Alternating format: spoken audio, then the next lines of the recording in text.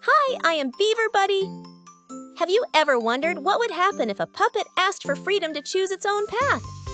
This story contains a great moral that you'll discover right at the end.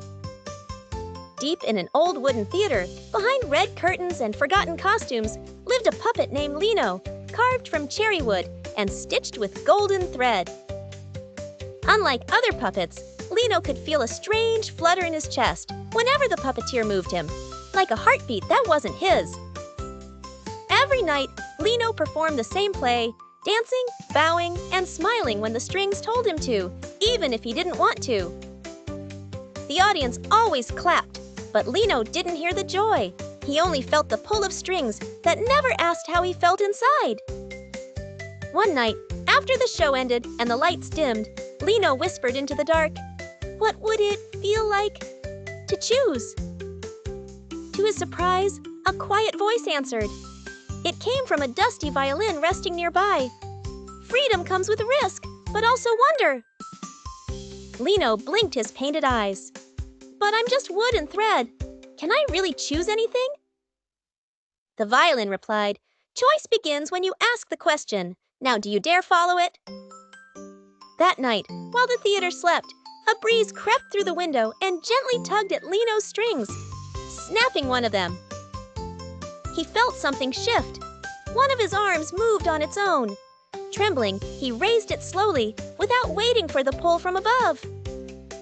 Excited and scared, Lino tiptoed off the stage and wandered through the empty seats, feeling the soft velvet and cool wooden floor. "This is me," he thought. "I'm walking where I want, not where I'm pulled." Days passed.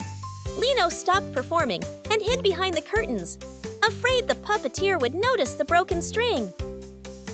But no one came. The theater had closed unexpectedly.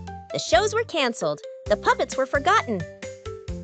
Lino wandered the dark theater, listening to echoes, missing the applause but not the control. In silence, he discovered things he never noticed before. A spider painting webs like lace, a cracked mirror that smiled back at him. Then he heard something new. Laughter.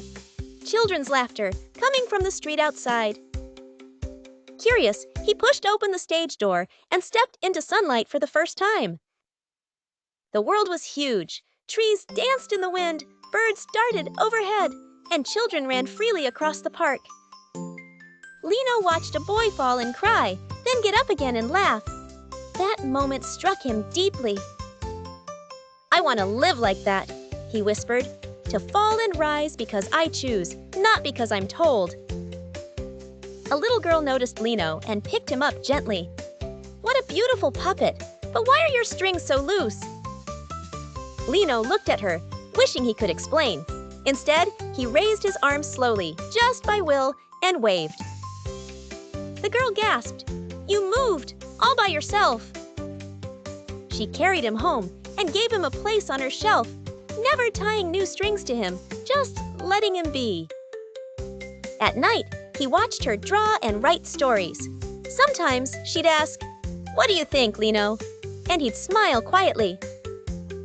For the first time, he wasn't a puppet performing for claps. He was a silent friend who chose when to move, when to rest. One day, he saw his reflection in her mirror. His wooden face looked the same, but something in his eyes had changed. He was no longer just carved wood. He was a choice made real, a question answered, a path taken with courage. Moral: true freedom begins the moment you dare to choose, even if your voice is small and your steps uncertain. See you soon with more magical adventures with Beaver Buddy.